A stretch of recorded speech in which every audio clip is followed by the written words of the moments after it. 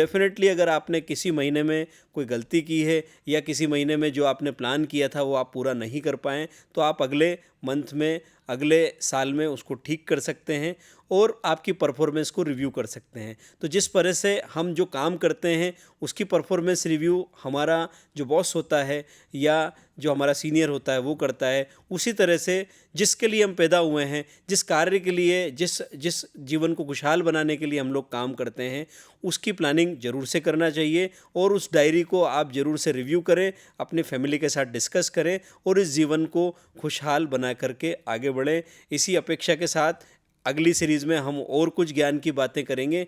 जय हिंद, जय आईसीआई।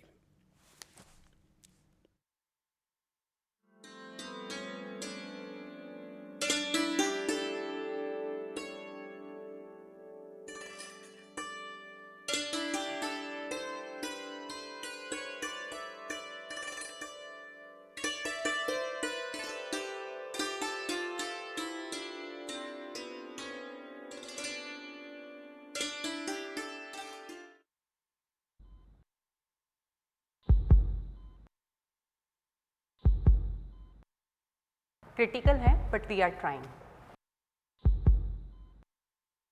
ये सब हुआ कैसे? एक फोन आया था राजेश के पास। उसने कहा कि उनकी 1 करोड़ की लॉटरी निकली है और उसके लिए उसने बैंक डिटेल्स मांगी। राजेश ने सारी डिटेल्स दे दी। 1 घंटे के अंदर ही उनके बैंक अकाउंट से सारा पैसा साफ हो गया और वो यहाँ आ गए। हार्ट अटैक आया है।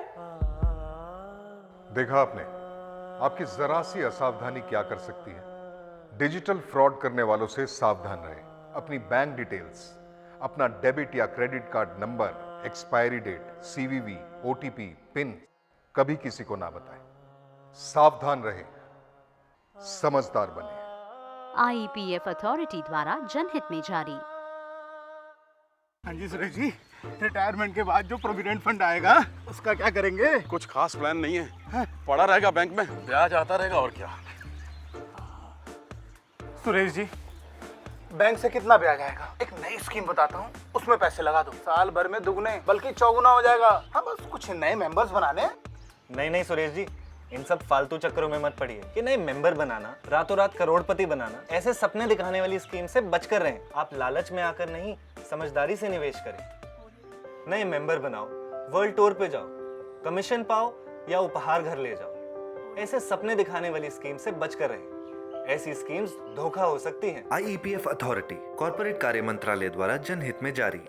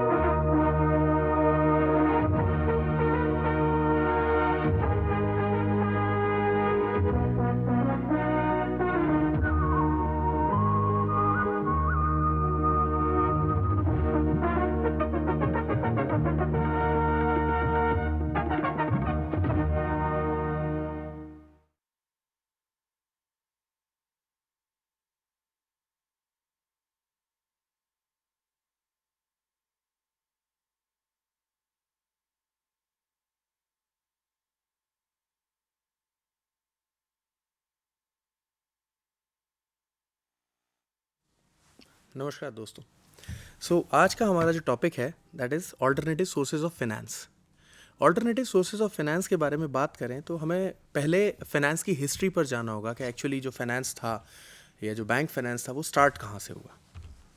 अगर हम अपने फंडिंग स्ट्रक्चर की बात करें तो जनरली फाइनेंस को कहा जाता है आपने किसी भी तरीके से फंड्स या कैपिटल अगर बिज़नेस में रेज़ किया है और आपने फ़ंड चैनलाइज किए हैं अपने बिज़नेस को बढ़ाने में, तो वो चीज़ फाइनेंस में काउंट होती है, सोर्सेज ऑफ फाइनेंस में काउंट होती है। फाइनेंस कई तरीके से लिया जा सकता है। पर्सनल फाइनेंस हो सकता है, पब्लिक फाइनेंस हो सकता है और बिजनेस फाइनेंस हो सकता है। सो जनरली जो पर्सनल फाइनेंस होता है that is taken on an individual level, जैसे कि आप लोग घर बनाने के लिए होम लोन लेते हैं, कार लेने के लिए कार लोन लेते हैं, एजुकेशन लोन्स लेते हैं, इस तरीके की चीज़ें। If you talk about the public finance, then public finance is basically taken by government authorities, departments and various bigger structures, जिससे कि पब्लिक एक्सपेंडिचर जो होता है वो कम्युनिकेट किया जाता है, वो यूज़ किया जाता है। तीसरा होता है बिजनेस फाइनेंस। ये फाइनेंस एक ऐसा फाइनेंस एक्टिविटी होती है जो कि जनरली बिजनेस में जो फाइनेंस का इस्तेमाल होता है, बिजनेस को डेवलप करने में, प्रमोट करने में, बढ़ाने में जो इस्तेमाल होता है, वो फाइनेंस बिजनेस फाइनेंस कहलाता है। तो इसी बिजनेस फाइनेंस की हम बात करेंगे। अगर हम फंड्स बोरो करते हैं बिजनेस बढ़ाने के लिए, जनरली ये कहा जाता है कि बिजनेस लोग अपने पैसे से करते हैं, लेकिन सिर्फ अपने पैसे से बिजनेस करना शायद उतना फ़ायदेमंद ना हो। जो अगर हम फाइनेंस लेते हैं तो उसमें दो तरीके की फैसिलिटीज़ जो एडवांटेजेस होती हैं वो होती हैं। एक चीज़ है कि अगर आप पैसा लेकर if you are able to generate a better return on investment, so अगर मार्केट में लोगों को उसी पैसे का 7 से 8%, 9% सेविंग में इंटरेस्ट मिल रहा है, सेविंग बैंक अकाउंट में या रिकरिंग डिपॉजिट्स में या फिक्स डिपॉजिट्स में, और अगर वही पैसा आपको दिया जाए और आपके बिजनेस का रिटर्न ऑन इन्वेस्टमेंट अगर लेट अस से it is 15%, 20%, so people tend to invest into your business, and that is where the importance of business finance comes into an economy. So what happens is that the business finance actually acts as an accelerator for business because it facilitates growth. Of course business finance से economy की भी growth होती है।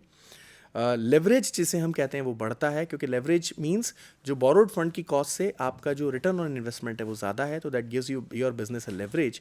सो अगर आप 10 करोड़ रुपए से business कर रहे हैं और लेटस से अगर आप 2 करोड़ रुपए प्रॉफिट जनरेट कर रहे हैं और अगर आपको 100 करोड़ रुपए इन्वेस्ट करने को मिल जाए और अगर आप 20 करोड़ रुपए उससे प्रॉफिट जनरेट कर सकें, तो that is a better investment, that is a better return, that is a better return to the economy that you are providing, which is another advantage of having a finance. And seasonal fluctuations आप manage कर सकते हैं, temporary finance है, specially in case of agri industries और seasonal industries. Supply chain हम जो है वो ऑप्टिमाइज़ कर सकते हैं by boosting our working capital requirements. Personal risk जो हम अवॉइड करते हैं, स्टॉक आउट कॉस्ट है, इस तरीके की कॉस्ट होती हैं, वो सब अवॉइड कर सकते हैं। सो फाइनेंस लेने के काफ़ी सारे फ़ायदे हैं। बिजनेस में स्पेशली फाइनेंस की एक बहुत बड़ी इंपॉर्टेंस है। अगर ट्रेडिशनल सोर्सेज ऑफ फाइनेंस की बात करें तो we already know it all, so we will just skip it short. Long term sources की बात करें तो एक्विटी जो है उससे पैसा लिया जा सकता है, डिबेंचर से लिया जा सकता है, प्रेफरेंशियल शेयर्स। अगर मीडियम टर्म में उसे क्लासीफाई करें टर्म से, तो बैंक से आप लोन ले सकते हैं, पब्लिक डिपॉजिट, शॉर्ट टर्म में trade credit, factoring, all these things. अगर ओनरशिप की बात करें तो owners funds and outside funds. Outside funds में include bank funds, institutional funds and commercial papers. Generation source की बात करें तो इंटरनल सोर्सेज हो सकते हैं और एक्सटर्नल सोर्सेज हो सकते हैं which generate the finance. But today we will be talking more about the alternative sources of finance which is beyond this particular paradigm. So if we talk about the limitation, क्यों traditional finance से हम alternative source of finance की तरफ shift होना चाहिए। तो पहली चीज़ थी कि जो ट्रेडिशनल फाइनेंस होता है वो जनरली फाइनेंशियल इंस्टीट्यूशंस लीड करते हैं, और क्योंकि वो फाइनेंशियल इंस्टीट्यूशंस लीड करते हैं, सो एक जोग्राफिकल लिमिटेशन होता है। एक बैंक या उसकी एक ब्रांच होती है, वो एक पर्टिकुलर रीजन तक ही लोन दे सकती है। अगर आप बात करें कि हमें इंटरनेशनल एक्सपेंशन करना है, तो वो जो बैंक जिसकी इंटरनेशनल ब्रांच नहीं है वो शायद आपको लोन देने में इंटरेस्ट ना हो, क्योंकि बाहर एक एस्टेब्लिश हुआ प्लांट शायद वो उसको सिक्योर ना कर पाए, उसको गारंटी ना कर पाए।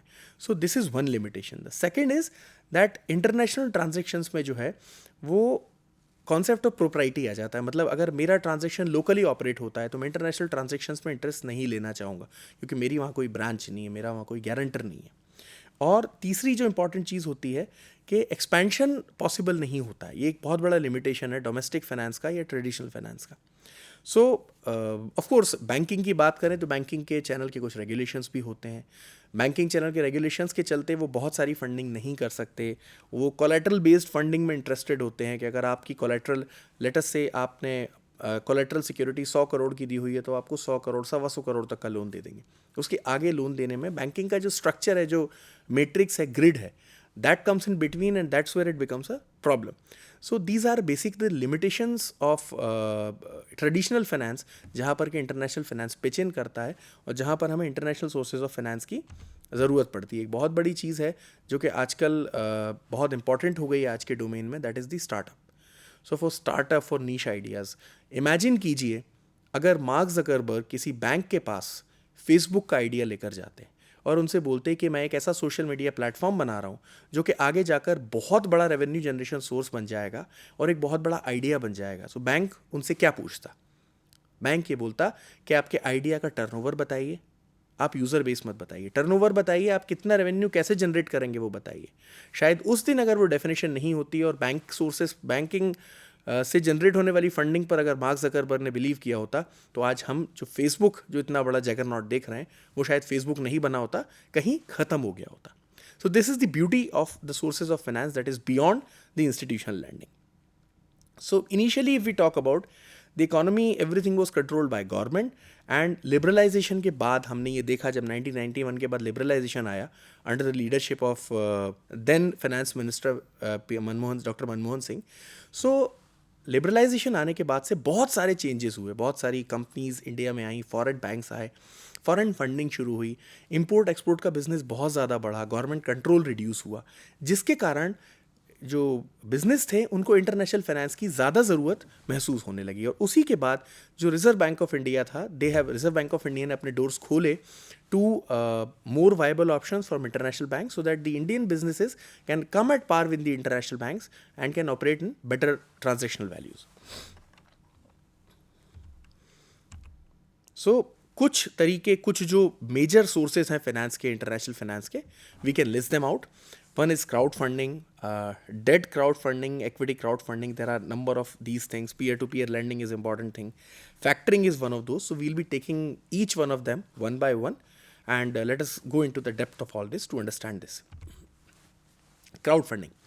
So crowdfunding basically एक ऐसा structure होता है, एक ऐसा system होता है जिसमें कि कई सारे छोटे छोटे investors एक किसी platform के थ्रू किसी एक idea, किसी एक business में invest करते हैं। आप कई सारे नए प्रोडक्ट्स इंटरनेट पर देखते हैं, जो प्रोडक्ट आने वाला है, शायद आप में से कई लोगों ने नोटिस किया होगा कि the product shows that it is being funded on a platform called Kickstarter. Kickstarter is the biggest platform for crowdfunding. So Kickstarter क्या करता है, जब भी कोई एक नया आइडिया आता है तो उस आइडिया को Kickstarter फ्लोट करके उस प्रोटोटाइप को, उस प्रोडक्ट को अपनी वेबसाइट पर डाल देता है और उस वेबसाइट पर जो भी लोग उस टेक्नोलॉजी में इंटरेस्टेड होते हैं, they fund that technology in their own humble capacities. Sometimes the funding is as low as $5 to $10 पर पर्सन। इतनी छोटी फंडिंग से भी स्टार्ट होता है और बहुत सारे लोग जब फंडिंग करते हैं तो एक आइडिया, एक निश प्रोडक्ट की फंडिंग तैयार हो जाती है और वो प्रोडक्ट बन पाता है, प्रोटोटाइपिंग हो पाती है और वो प्रोडक्ट मार्केट में लॉन्च हो पाता है।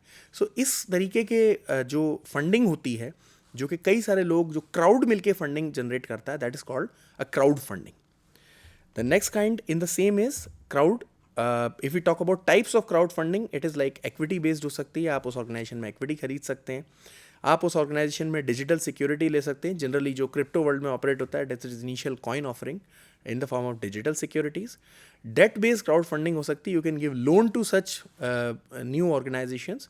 You can also do litigation based crowdfunding, that is for a specific case, and donation based crowdfunding होती है जो कि मेडिकल केसेस के लिए होती है, जैसे कि हम इंडिया में जिन्हें देख रहे हैं, कैटो इज़ एन ऑर्गेनाइजेशन जो कि मेडिकल केसेस, इमरजेंसी केसेस के लिए, जहाँ पर बहुत बड़ी फंडिंग रिक्वायरमेंट है, उनके लिए क्राउड फंडिंग करते हैं और जो बीमार होते हैं उनके लिए फंड जमा करके और उनका इलाज कराते हैं। So that is another way in which crowdfunding is done.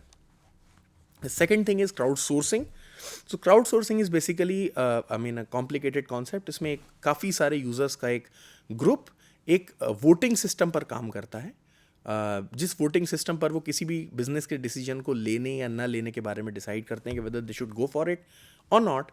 So this makes it a unique concept and this is basically operated on a very larger platform and now the technology has come. ये पहले से operate हो रहा था, लेकिन अब technology आ गई है जो कि ब्लॉकचेन टेक्नोलॉजी है, जिसमें कि क्राउड सोर्सिंग को एक प्रॉपर बेस मिला है, एक वाइबल रिसोर्स मिला है जिसके through crowd sourcing activities operate हो सकती हैं। पीयर टू पीयर लेंडिंग की हम लोग बात करें, ये एक बहुत ही यूजुअल सोर्स है, एक नॉर्मल सोर्स है। पीयर टू पीयर लेंडिंग की जो जनरेशन हुआ, इनिशियली किसी को भी अगर लोन लेना होता था तो वो बैंक के पास जाते थे और बैंक से लोन लेते थे।